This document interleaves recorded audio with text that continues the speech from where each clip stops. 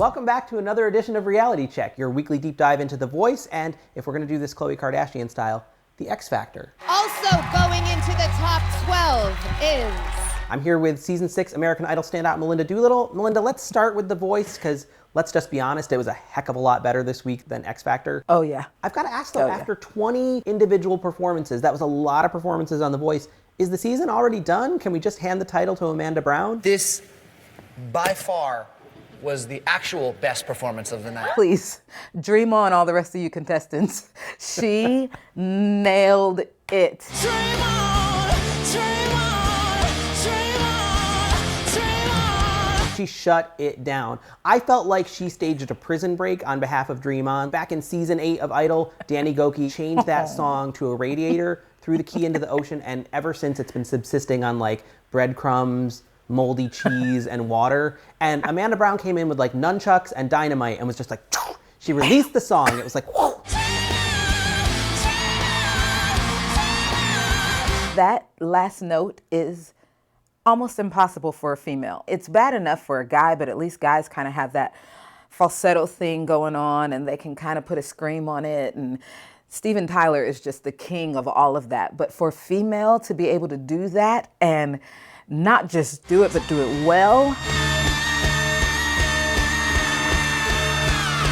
Even though Amanda shut it down and it's probably over, I think we both agreed that Michaela Page was pretty great. It started with a whisper, and now we're gonna kiss her. To be running around on that stage and still be pitch perfect and just, I mean, the energy for days. It was the perfect song choice for her. Take me to your love shack. Mama's always got a backtrack. I'm a little like unnerved by her hair because it's something about Mary kind of going on, but outside of that, I love her. Let's give it up for Blake and for CeeLo. I thought their saves were sublime. Michaela had to be saved. I gotta pick Michaela. Yes. And Cody Ballou had to be saved on CeeLo's team. Like, had to be saved. His little And shimmying. his shimmy. The only judge who really botched their save this week was... Christina Aguilera. What in the world? That was a total hell no situation. Adriana. I was so angry, I wanted her to like be transported to Battlestar Galactica, be put in the airlock, and then be just shot out into space. I can't believe, how could she pick Adriana Louise over Deborah? Adriana was sharp the entire time. It wasn't even close pitch-wise for me. Like, it just really kind of got on my nerves. She did sing it a little better than Katy Perry does, so I will give her that. However, Deborah was like gazelle leaping across the stage as I sing perfectly. With the wonderful amount of vibrato, with tone for days, and Soul. I mean soul, and I'm singing from my toes. I mean every lyric. I won't forget you, my friend, no. My notes are perfect. I'm changing up the melody just a little bit to give you this. I mean, she was perfection. Perfection. So I'm mad at America. I'm mad at Christina. I'm mad at everybody. So Melinda, let's switch over to X Factor, even though I don't know. What's going on with that show? Everyone, welcome to the X Factor. Let's go. Does Mario Lopez know that he's hosting a reality competition? It was a wild night, that's for sure. Because I feel like he's just reading off a teleprompter and they're just words. They don't mean anything to him whatsoever. It's gonna get tense. Yes. Khloe Kardashian has no idea what she's doing. She's like looking off into space.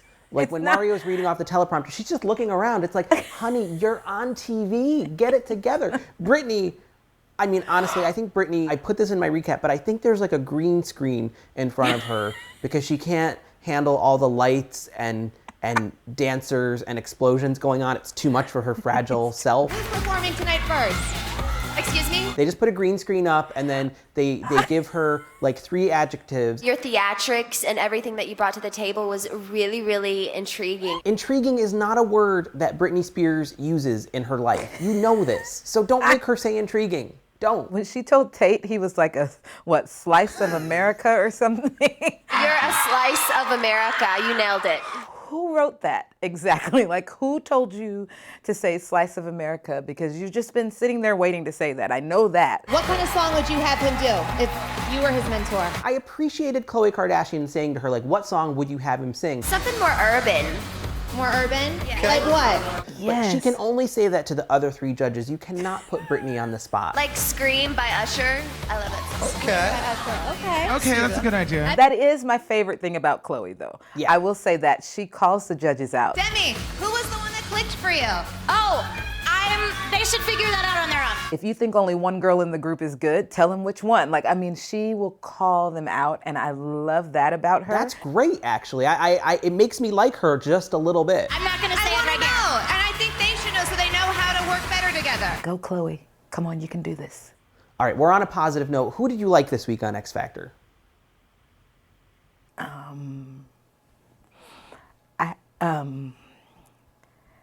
Well, I liked Aaron Ray this week. I know he's like at the bottom of the pecking order that they showed, but I thought he somehow managed to not be swallowed whole by the production going on behind him. He sounded really good on American Boy.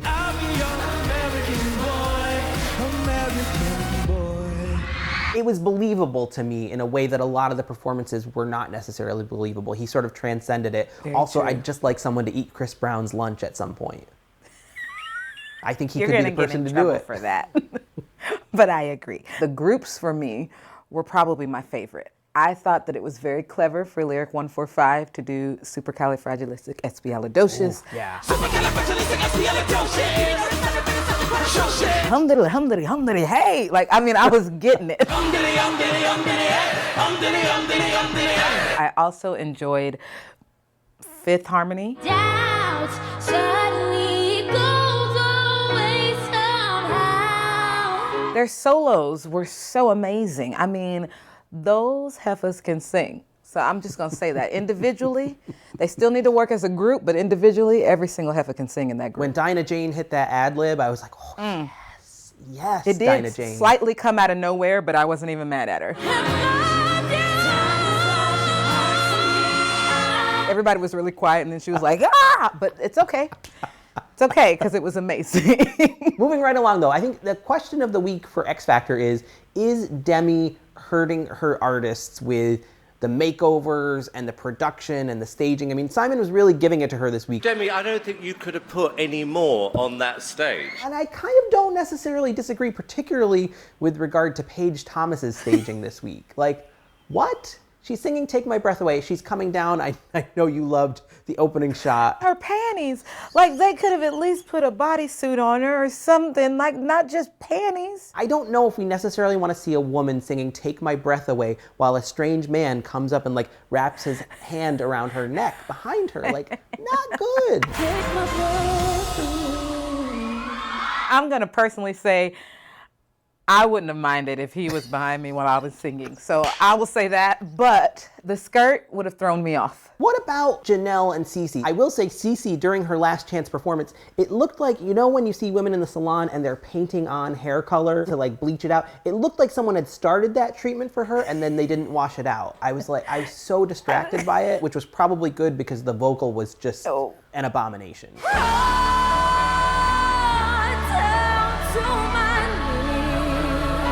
I think she's trying so hard to be this pop star that possibly Demi has in her head that she can't execute it. You are being taken into a direction you shouldn't be going into. I feel like the whole purpose of the show is to project stardom onto these people. Like, usually most people start singing a song without all the production and lights and dancers and whatnot. And X Factor is all about, let's throw them into this pit and we're gonna make them stars immediately. And so it feels forced, but now Demi is doing that and she's getting criticized for it. It's what they've been doing all along, so I don't understand why he's so mad at her. But I don't like that process. It makes me love Idol and The Voice even more because they actually allow the contestants to grow.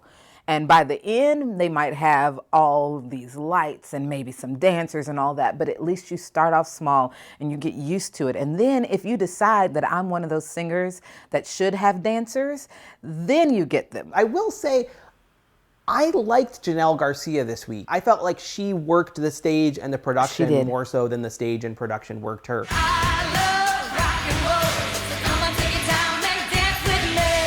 I didn't think it was a parody of Joan Jett. I don't know if LA and Simon know what parody means. I agree. This is a bit of a parody. Parody. I loved that she riffed on the second verse. Yeah, okay, they've made her look just like Demi, but with slightly less aggressive eyebrows. Hey, I'm Miranda Cosgrove, and you're watching ENTV. Hi, I'm Kevin Williamson, and you're watching ENTV. Hello, I am Jennifer Goodwin, and you are watching ENTV.